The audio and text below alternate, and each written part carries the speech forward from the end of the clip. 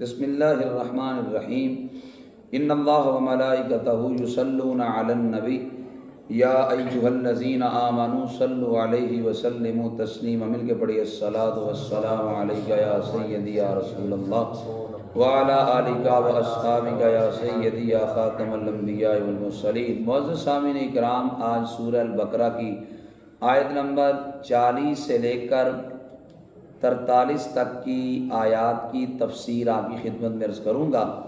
دعا کرتا ہوں کہ اللہ تعالیٰ میری زبان پر کلمہ حق جاری فرمائے۔ اللہ ہم سب کو قرآن اور سنت سمجھنے کی اور سمجھ کر عمل کرنے کی توفیق عطا فرمائے۔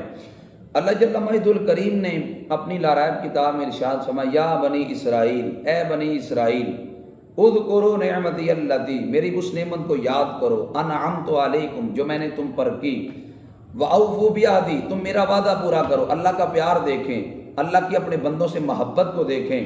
وہ مالک کا قدرت ہے، وہ مالک ہے، وہ اپنے بندوں کو کہہ سکتا تھا کہ تم میرا وعدہ پورا کرو وگرنہ تمہیں جہنم میں ڈالوں گا، وگرنہ تجھے سزا دوں گا، وگرنہ تمہارا رزق بند کر دوں گا، وگرنہ تمہارا سانس بند کر دوں گا۔ وہ کہہ سکتا تھا، لیکن رب تعالیٰ کا پیار یہ ہے، رب فرماتا ہے اوفوا بعہدی، تم میرا وعدہ پورا کرو، اوفی بعہدکم، میں اپنا وعدہ پورا کروں گا، وَإِيَّايَ فَارْهَبُونَ، خاص مجھ ہی سے ڈرو۔ ایک ہوتا ہے فَاتَّقُونَ اور ایک ہوتا ہے فَارْهَبُونَ، ان دونوں میں فرق ہے۔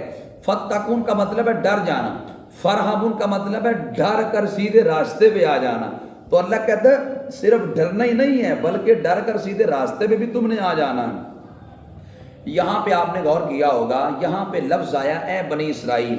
قرآن کے اندر بارہا اور متعدد مقامات پہ بنی اسرائیل کا لفظ آتا ہے۔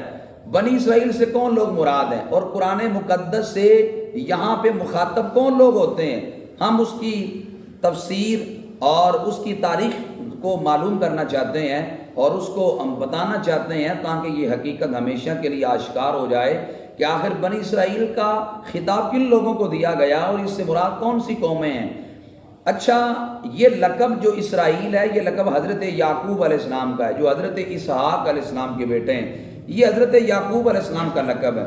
اسرائیل دو لفظوں کا مجموعہ ہے، ایک اسرا اور ایک ایل۔ اسرائیل کا مطلب ہے عبداللہ، اللہ کا بندہ۔ حضرت یعقوب علیہ السلام کو یہ لقب ملا کیسے؟ ہوا یوں تھا کہ ایک دن حضرت اسحاق علیہ السلام گوشہ نشین تھے، یعنی ایک کمرے میں اللہ کی عبادت کرنے لگے۔ تو حضرت اسحاق علیہ السلام نے اپنے بیٹے یعقوب کو کہا، بیٹے دروازے کے باہر بیٹھ جاؤ اور کسی کو اندر نہ آنے دینا۔ اتنے لفظ حضرت اسحاق علیہ السلام نے بولے، جناب یعقوب علیہ السلام دروازے کے باہر بیٹھ گئے۔ ایک فرشتہ انسانی صورت میں آیا اور آ کر حضرت یعقوب علیہ السلام کو کہنے لگا، پیچھے ہٹ جائیں، میں نے حضرت اسحاق سے ملاقات کرنی۔ حضرت یعقوب علیہ السلام نے فرشتے کو پہچانا نہ، چونکہ انسانی صورت میں آیا تھا۔ حضرت یعقوب علیہ السلام فرمانے لگے، ہٹ جاؤ پیچھے، میرے والد ماجد حضرت اسحاق علیہ السلام اس وقت عبادت میں مصروف ہیں، کسی کو ملنے کی اجازت نہیں ہے، پھر کبھی آنا۔ فرشتہ کہنے لگا، میں نے کہا ہٹ جاؤ پیچھے، میں ملنا چاہتا ہوں۔ یعقوب علیہ السلام فرمانے لگے، میں نے کہا نہ ملنے نہیں دوں گا۔ یوں بات دونوں کے مابین بڑھ گئی۔ جب بات بڑھی تو قریب تھا کہ حضرت یعقوب علیہ السلام پکڑ لیتے۔ حضرت اسحاق علیہ السلام کو اندر جب آوازیں اٹھتی نظر آئیں، حضرت اسحاق علیہ السلام باہر تشریف لائے اور تشریف لا کر جب دیکھا کہ حضرت یعقوب علیہ السلام فرشتے سے گویا جھگڑا کر رہے ہیں، حضرت اسحاق علیہ السلام آ کے فرمانے لگے، بیٹا جس سے تم جھگڑا کر رہے ہو یہ تو ملائکہ میں سے ہے، یہ تو فرشتہ ہے، تم اس سے جھگڑا کر رہے ہو۔ تو معذرت کی، کہا مجھے خبر نہ ہوئی کہ یہ فرشتے ہیں۔ اب اس وقت فرشتے نے کہا، اے یعقوب تم نے بیٹا ہونے کا حق ادا کر دیا۔ اگر تمہارے والد نے کہا تھا کسی کو اندر نہ آنے دینا تو تم نے کسی کو اندر نہ جانے دیا، آج تم نے بیٹا ہونے کا اور خدمت کا حق ادا کر دیا۔ اس وقت فرشتے نے کہا، اس نے باپ کی خدمت کا حق ادا کیا ہے، لہذا میری طرف سے آج کے بعد ان کا لقب ہے اسرائیل، ان کا لقب ہے اسرائیل۔ اسرائیل کا مطلب ہے عبداللہ، اللہ کا بندہ، یہ لقب انہیں دیا گیا۔ اب دیکھو، اسرائیل فرشتے نے نام دیا، رب کو پسند اتنا آیا، اور فرشتے نے یہ نام ہی فرشتوں جیسا دیا ہے، اسرائیل، اسرائیل، جبرائیل، میکائیل، اسرافیل، اسرائیل، یعنی فرشتوں کے جیسے نام تھے۔ انہی ناموں کی گویا مناسبت کے ساتھ اور انہی ناموں کے وزن پہ فرشتے نے حضرت یعقوب علیہ السلام کو لقب اسرائیل دیا۔ تو اب حضرت یعقوب علیہ السلام کا لقب اسرائیل تھا۔ آپ کے بعد جو جتنی اولادیں آئیں، آپ کے بعد جتنے بھی انبیاء آئے، ان کو پھر بنی اسرائیل کہا جانے لگا۔ ہوا یوں تھا، حضرت اسحاق علیہ السلام، آپ کا جو نکاح تھا وہ حضرت لوط علیہ السلام کی بیٹی کے ساتھ ہوا۔ اللہ تعالیٰ نے 2 جڑوا بیٹا عطا کیے۔ 2 جڑوے بیٹے جب ہوئے تو پہلے حضرت یعقوب علیہ السلام جس وقت 2 بھائی چونکہ اکٹھے پیدا ہوئے تھے، تو حضرت اسحاق علیہ السلام کا جب نکاح ہوا تو اللہ نے جڑوا بیٹا دیے، ایک عیس اور ایک یعقوب۔ عیس چونکہ پہلے پیدا ہوئے اور یعقوب بعد میں پیدا ہوئے، تو یعقوب لکھ رہا ہے عقب سے، عقب کہتے ہیں بعد میں آنے والے کو۔ نبی علیہ السلام کا ایک صفاتی ناموں میں سے ایک نام ہے عاقب، اور عاقب وہ ہے کہ جس کے بعد کوئی نبی نہیں آتا۔ فرمایا والا عاقب الذی لا نبی بعدہ، عاقب وہ ہے کہ جس کے بعد کوئی نبی نہیں آتا۔ تو حضور علیہ السلام کے ناموں میں سے ایک نام عاقب بھی ہے، تو یہ عقب سے بنا ہے۔ حضرت یعقوب علیہ السلام چونکہ اپنے بھائی کے بعد میں پیدا ہوئے فوری طور پہ، اس وجہ سے اس مناسبت کی وجہ سے ان کا نام جو ہے وہ یعقوب رکھا گیا۔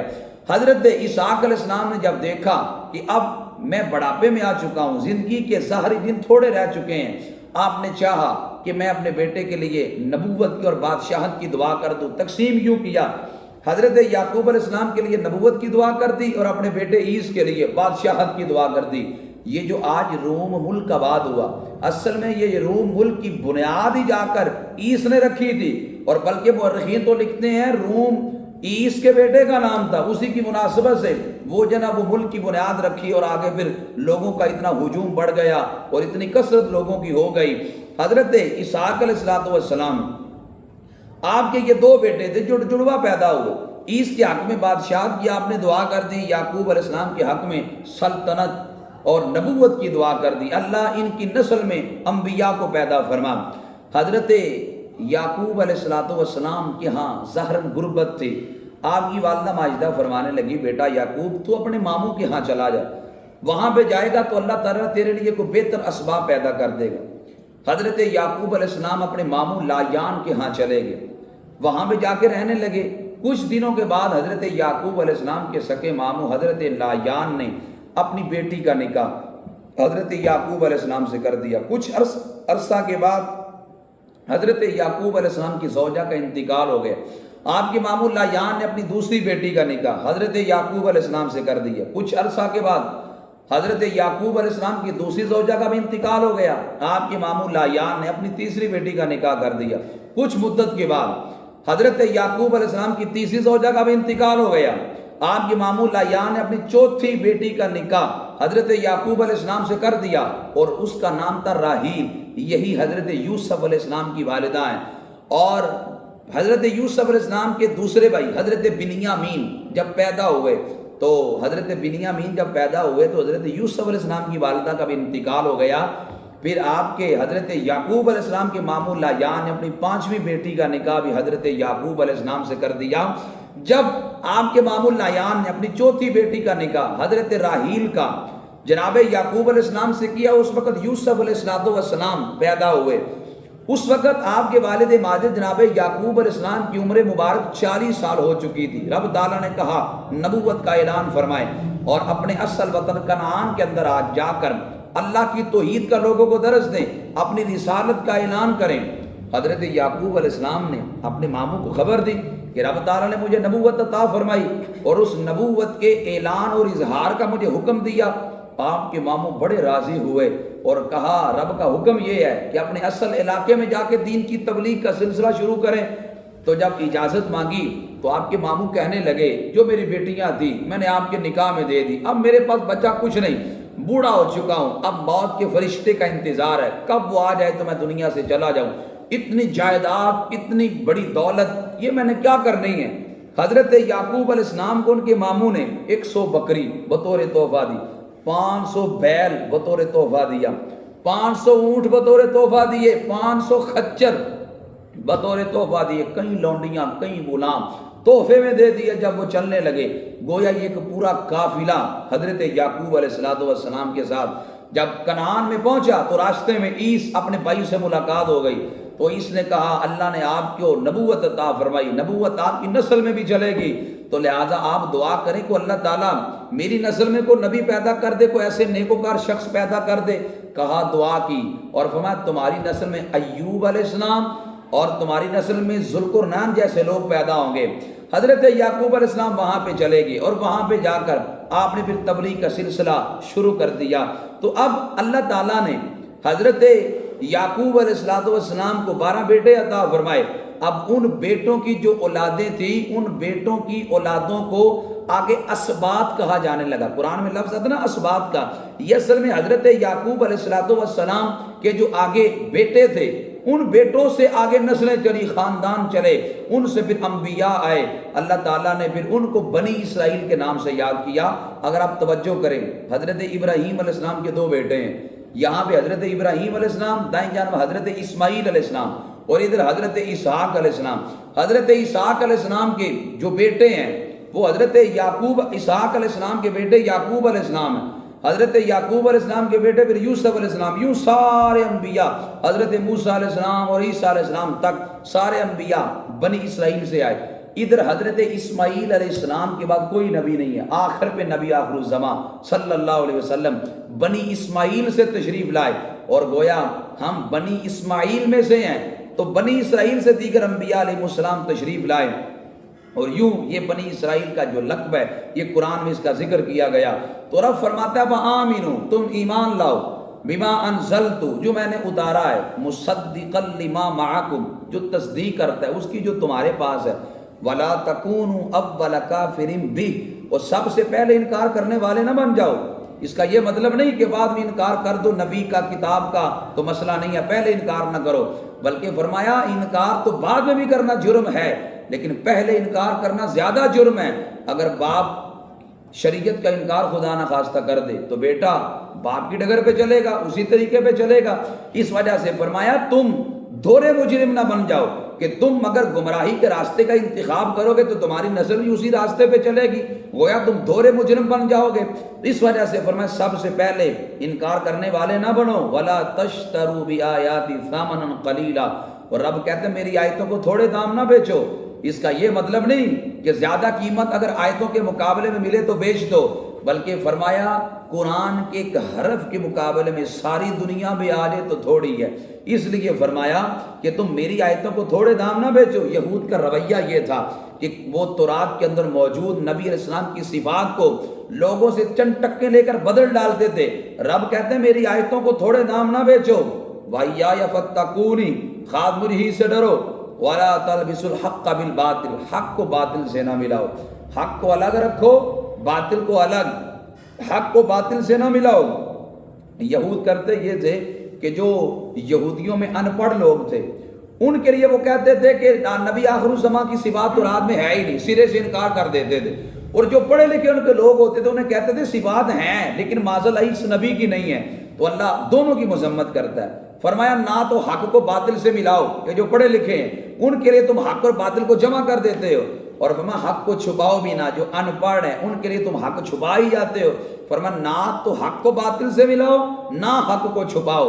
فرمایا وانتم تعلمون، تم جانتے بھی ہو، واقیموا الصلاۃ، نماز قائم کرو، وآتوا الزکوٰۃ، زکوٰۃ ادا کرو، وارکعوا مع الراکعین، رکوع کرنے والوں کے ساتھ رکوع کرو۔ نماز قائم کرنے کا مطلب یہ ہے کہ نماز کو تمام حقوق کے ساتھ پڑھو، خشوع خضوع کے ساتھ پڑھو، جہاں تمہارا ظاہری بدن نماز میں حاضر ہو وہاں تمہارا قلب بھی نماز میں حاضر ہو۔ اور فرمایا اللہ کی راہ میں زکوٰۃ ادا کرو، اور فرمایا رکوع کرنے والوں کے ساتھ رکوع کرو۔ یوں اللہ جل مجدہ الکریم نے اپنے بندوں کو اپنی راہ میں مال خرچ کرنے کا حکم دیا۔ یہاں پہ ایک اہم مسئلہ میں عرض کرنا چاہتا ہوں، یہ جو فرمایا گیا کہ میری آیتوں کو تھوڑے دام نہ بیچو، یہاں پہ مفسرین نے لکھا ہے کہ ہمارے متقدمین جو علماء ہیں، یعنی پہلے علماء، وہ عبادات پہ اجرت لینے کو ناجائز قرار دیتے تھے، یعنی نماز پڑھانے پہ اجرت لینا، اذان پہ اجرت لینا، قرآن پڑھانے پہ اجرت لینا، اس کو ناجائز قرار دیتے تھے متقدمین علماء۔ لیکن وہ تو بھلا زمانہ تھا، لوگ ہر وہ کام کرتے تھے جو رب کی رضا والا تھا۔ اب حالات بدل گئے، لوگوں کی سوچیں بدل گئی، معاملات بدل گئے۔ ہمارے متأخرین علماء نے متفقہ طور پہ یہ فتویٰ دیا ہے اب قرآن مقدس پڑھانے کی اجرت لینا بھی جائز ہے، اذان کی اجرت لینا بھی جائز ہے، نماز پڑھانے کی اجرت لینا بھی جائز ہے۔ کیوں؟ اس وجہ سے اگر اس وقت اس کے عدم جواز کا فتویٰ دیا جائے تو مسجدیں خالی خالی نظر آئیں گی، اذان کون دے گا، پھر مسجدوں میں جمعہ کون پڑھائے گا، جماعت کون کروائے گا۔ اس وجہ سے متأخرین علماء نے موقع کی حساسیت کو سمجھتے ہوئے اس کو جائز قرار دیا، کہیں ایسا نہ ہو کہ مسجدوں میں جمعہ پڑھانے والا امام خطیب ہی نہ ملے، نماز پڑھانے والا امام ہی نہ ملے۔ ہمارے متأخرین علماء نے اس پر فتویٰ دے کر اس کو جائز قرار دیا۔ لیکن یہاں میں یہ بھی کہنا چاہتا ہوں، اگر کوئی بندہ خدا نہ خواستہ نماز پڑھانے کی اجرت لیتا ہے، وہ کہتا ہے میں نماز پڑھاتا ہوں اس لیے میں تنخواہ لیتا ہوں نماز پڑھانے کی، یاد رکھے اگر وہ نماز پڑھانے کی تنخواہ لیتا ہے اسے نماز پڑھنے کا اجر نہیں ملے گا۔ ہاں وہ کہے میں نماز پڑھانے کی اجرت نہیں لیتا، میں وقت کی اجرت لیتا ہوں۔ مجھے کس نے پابند کیا کہ میں مرید کے اندر بیٹھ کر ظہر کی نماز 1:45 پہ کھڑی کرنی ہے؟ کس نے مجھے پابند کیا ہے؟ جو لوگوں نے مجھے اس وقت کا پابند کیا ہے، میں اس پابندی وقت کے پیسے لے رہا ہوں، نہ کہ نماز پڑھانے کے۔ یوں اگر وہ وقت کی رقم لے گا، وقت کے پیسے لے گا، تو اللہ تعالیٰ اس بندے کو نماز کا بھی اجر عطا کرے گا۔ خدا نخواستہ اگر وہ نماز کی اجرت لیتا ہے تو یوں پھر اسے نماز کا اجر اور ثواب نہیں ملے گا۔ دعا کرتا ہوں اللہ مجھے اور آپ کو قرآن و سنت کا فہم عطا فرمائے۔ وما علیہ الا البلاغ المبین۔